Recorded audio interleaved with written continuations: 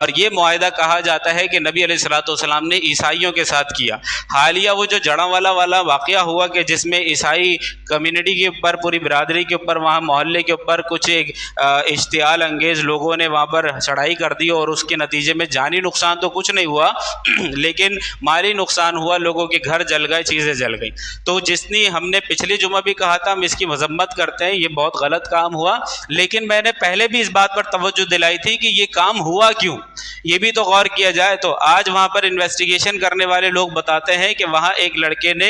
قرآن مجید کی بے حرمتی کی، قرآن مجید کے اوراق کو پھاڑا، اور پھر اس کے بعد کاغذ کے اوپر نبی علیہ الصلوۃ والسلام کا نام لکھ کر اس کی بے حرمتی کی، اور پھر یہ بات وہاں کے قانون نافذ کرنے والے اداروں تک بھی پہنچی اور انہوں نے کارروائی کرنے میں سستی کی، تو لوگوں کا اشتعال بڑھا اور پھر یہ اقدام انہوں نے اٹھا لیا۔ تو سوال تو پیدا ہوتا ہے، لوگوں نے کیا، غلط کیا، لیکن قانون اتنا سست کیسے ہوا؟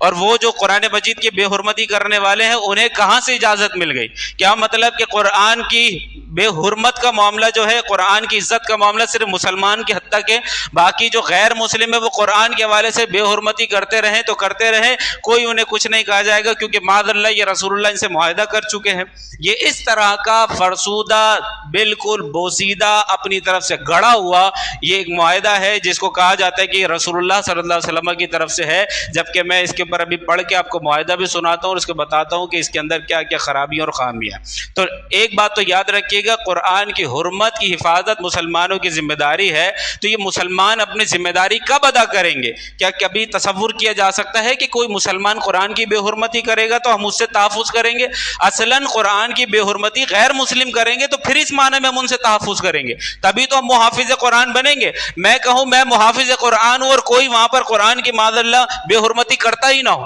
یعنی اللہ کی کرم سے وہاں پر کوئی بے حرمتی کرتا ہی نہ ہو، تو پھر میں محافظ قرآن کس کام کا؟ محافظ تو بندہ اس وقت بنتا ہے نا کہ جب سامنے دشمن بھی موجود ہو اور پھر یہ اس کی حفاظت کرے۔ تو غیر مسلموں نے جو قرآن کی بے حرمتی کرنی ہے، اس معنی میں ہم قرآن کے محافظ ہیں۔ اب دیکھیں، یہ کہتے ہیں کہ یہ اللہ کے نبی صلی اللہ علیہ وسلم نے یہ عیسائیوں کے ساتھ معاہدہ کیا، یہ بڑا میڈیا پر چلایا جا رہا ہے، سوشل میڈیا پر بڑا زیادہ پھیلایا جا رہا ہے، اور کہا جا رہا ہے کہ دیکھو مسلمان کیا کر رہے ہیں اور اللہ کے نبی عیسائیوں کے ساتھ کیا معاہدہ کر کے گئے ہیں، مسلمان تو اللہ کے نبی کے بھی پاس نہیں رکھ رہے، اپنے نبی کے کیے ہوئے معاہدے کو توڑ رہے ہیں، یہ طرح طرح کی باتیں کی جا رہی ہیں۔ اب وہ معاہدہ کیا ہے؟ کہتے ہیں کہ یہ پیغام محمد صلی اللہ علیہ وسلم بن عبداللہ کی طرف سے عیسائیت قبول کرنے والوں لوگوں کے لیے ہے، خواہ وہ دور ہو یا نزدیک، یہ ایک عہد ہے کہ ہم ان کے ساتھ ہیں۔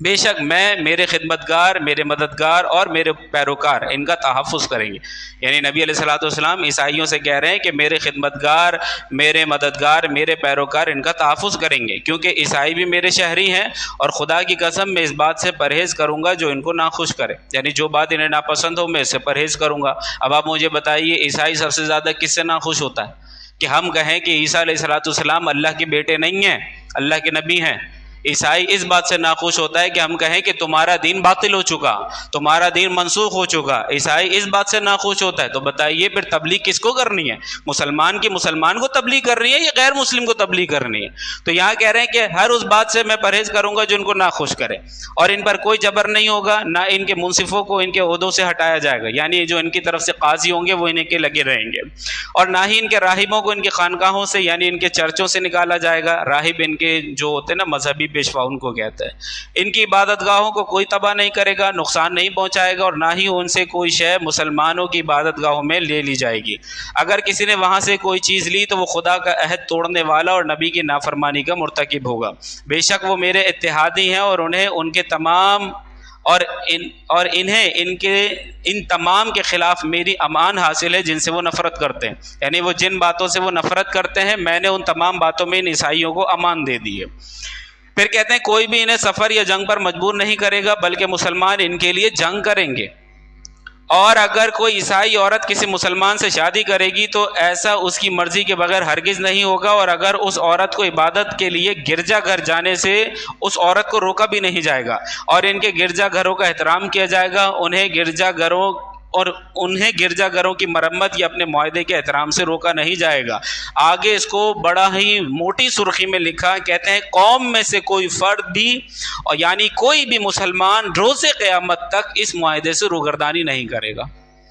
اچھا، اب یہ معاہدہ ہے اور اس کے اوپر گواہان کون کون ہیں، اب وہ بھی میں آپ کو بتاؤں کہ اس کے گواہوں میں جو نام آ رہا ہے وہ حضرت ابو بکر صدیق رضی اللہ تعالیٰ عنہ اس معاہدے کے گواہ ہے۔ کہا جاتا ہے کہ یہ معاہدہ حضرت علی نے تحریر کیا، حضرت ابو بکر گواہ ہے، حضرت عمر گواہ ہے، حضرت عثمان گواہ ہے اور دیگر اصحاب ہیں جس میں حضرت ابو ہریرہ رضی اللہ تعالیٰ عنہ بھی ہیں اور وہ اس کے گواہ ہیں۔ اور اس معاہدے کے اوپر، یہ میرے پاس اس کا معاہدے کا مخطوطہ موجود ہے، اس کے اوپر تاریخ لکھی ہوئی ہے کہ یہ سن 2 ہجری میں معاہدہ تحریر ہوا، اور یہ سن 2 ہجری یعنی تاریخ کے ساتھ یہ معاہدہ لکھا گیا۔ تو جو تاریخ کا مطالعہ کرنے والے ہیں وہ یہ جانتے ہیں کہ ہجری کیلنڈر نبی علیہ الصلوۃ والسلام کے وصال کے 7 سے 8 سال بعد جاری ہوا۔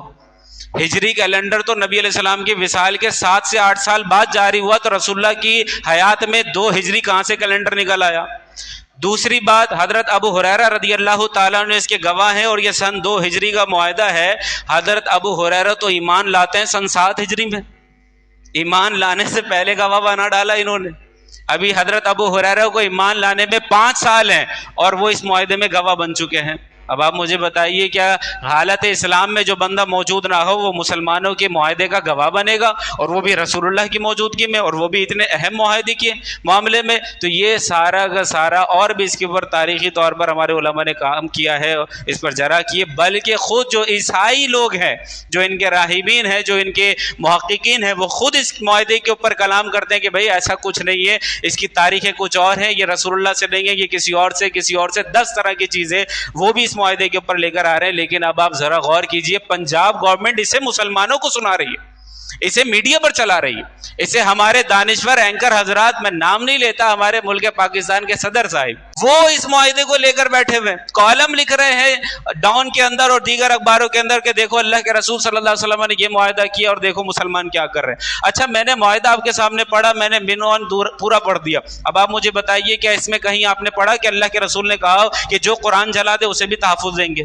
جو میری گستاخی کر دے اسے بھی تحفظ دیں گے، جو میری گستاخی کرے اس عورت کو جج اسی معاہدے کی آڑ میں اسے باہر فرار کروا دے؟ کیا یہ معاہدے کے اندر موجود ہے؟ ایسا تو کچھ نہیں ہے، بلکہ اس معاہدے کی مزید جو شکوک ہیں دیگر نسخوں کے اندر، اس میں یہ بھی لکھا ہوا ہے کہ سالانہ 12 درہم ہر ایک عیسائی سے بطور جزیہ لیا جائے گا،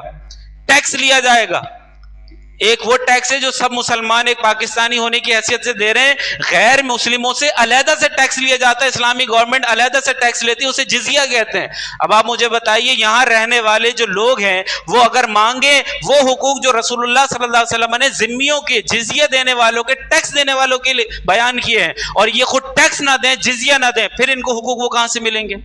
تو لہذا یہ خلط مبحث کیا گیا، مکس کر دیا گیا اس مسئلے کو، اور جو کہ جزیہ دینے والے حقوق تھے وہ ان کو دیے جا رہے ہیں جو لوگ ملک پاکستان کے ٹیکس پیئر ہی نہیں ہیں۔ ٹیکس پیئر اس معنی میں کہ وہ جزیہ نہیں دیتے، ورنہ ٹیکس تو آپ اور میں بھی دے رہا ہوں، تو آپ اور میں کیا جزیہ دے رہے ہیں؟ جزیہ نہیں دے رہے، ملک پاکستان کے قانون کے اعتبار سے ٹیکس دے رہے، لیکن غیر مسلم کو علیحدہ سے ٹیکس دینا ہوتا ہے جس کو جزیہ کہا جاتا ہے۔ ہم تو اپنے دین کے حوالے سے وسوسوں کا شکار ہو جائیں گے کہ آپ یہاں جمعے میں سن کر جائیں گے کہ بھائی عیسائیوں نے غلط کیا، اور یہاں آ کر وہ آپ کو اسی معاہدے کو بنیاد بنا کر، آڑ بنا کر آپ کو میڈیا پر بیٹھ کر بھاشن دیں گے کہ بھائی یہ غلط کر رہے ہیں ہم لوگ، عیسائیوں کے ساتھ ایسا نہیں ہونا چاہیے، ہمارے نبی نے تو ان کے ساتھ معاہدہ کر لیا، یہ جو چاہیں گے کریں گے، کرنے دو، ہم ان کا تحفظ کریں گے، ہم ان کی حفاظت کریں گے، ہم ان کے لیے لڑیں گے، کیونکہ اللہ کے رسول صلی اللہ علیہ وسلم فرما چکے۔ اب ہمیں تو پتہ نہیں کون سی کہانی سنائی جائے گی۔ اب آپ مجھے بتائیے، اگر یہ واقعہ اتنا مستند ہوتا اور اتنے بڑے بڑے اکابر صحابہ سے واقعہ روایت ہوتا، تو بتائیے بخاری میں ہے، مسلم میں ہے، حدیث کی کسی کتاب میں موجود ہے؟ کیا مطلب اتنے بڑے بڑے محدثین آئے، کسی نے اس واقعے کو نہیں دیکھا، کسی کو نظر نہ پڑی کہ رسول اللہ کی مہر بھی موجود ہے اس واقعے کی، جو پورا لکھا گیا معاہدہ ہے اس کے اوپر مہر بھی موجود ہے، کسی محدث نے اپنی کتاب میں اس کو جگہ نہ دی؟ تو پتہ چلا کہ محدث نے اسی وجہ سے جگہ نہ دی کیونکہ یہ ہے ہی نہیں واقعہ، یہ واقعہ درست ہی نہیں ہے، یہ جتنی بھی شکوک اس کے اندر بیان کی ہیں ساری اسلام کے خلاف جا رہی ہیں اکثر۔ تو لہٰذا یہ سب کا سب بلا وجہ میں ان لوگوں کو وہ حقوق دینے کی کوشش کی جا رہی ہے جو ان کا بنتا نہیں ہے۔ ہونا یہ چاہیے مسلمان سب سے زیادہ ہیں، مسلمانوں کے جو حقوق بنتے وہ تو دے دو، اقلیتوں کے بعد میں دے دینا۔ تو لہٰذا ہمیں ہر معاملے میں توجہ کرنی چاہیے. میں بار بار کہتا ہوں ہمیں محتاط رہنا ہوگا, میڈیا پر ان ساری چیزوں پر نظر رکھنی ہوگی, اپنی نسلوں کے مستقبل کی ایمان کی فکر کرنی ہے تو انہیں اسلام گھول کر گھٹی میں ڈالنا پڑے گا, انہیں اسلام کا مکمل مجاہد, عالم اور متعلم اور معلم بنانا ہوگا, تبھی ہماری نسل ایمان کے ساتھ زندہ رہ سکیں گی. ورنہ یہ 20-30 سال بعد جو ہم سب مر جائیں گے, 50 سال بعد وہ قوم, وہ نسل آئے گی جو مغرب زدہ ہوگی, جسے اسلام کی الف بی نے پتہ ہوگی, تو بتائیے پھر ہماری نسلوں میں کہاں سے مسلمان رہیں. تو اپنی نسلوں کی حفاظت کے لیے چوکنے رہیے, اسلام پر مضبوطی سے کاربند رہیے, دین سیکھیے, اپنی نسلوں میں دین کو پہنچائیے, اپنے بچوں کی اسکولز پر نظر رکھیے, کوئی غیر اسلامی ایکٹیویٹی ہو فوراً جا کر تنبیہ کیجیے. ان چیزوں پر توجہ کرنے کی ضرورت ہے, ورنہ آگے آنے والا مستقبل ہمارے مسلمانوں کے لیے ایمان کے اعتبار سے بہت خطرناک ہونے والا ہے. اللہ تعالیٰ ان تمام فسادیوں کو ہدایت عطا فرمائے, اور اگر ان کے حق میں فساد کرنا ہی ہے اور ہدایت نہیں ہے تو اللہ تعالیٰ انہیں نیست و نابود فرمائے. وآخر دعوانا ان الحمد للہ رب العالمین.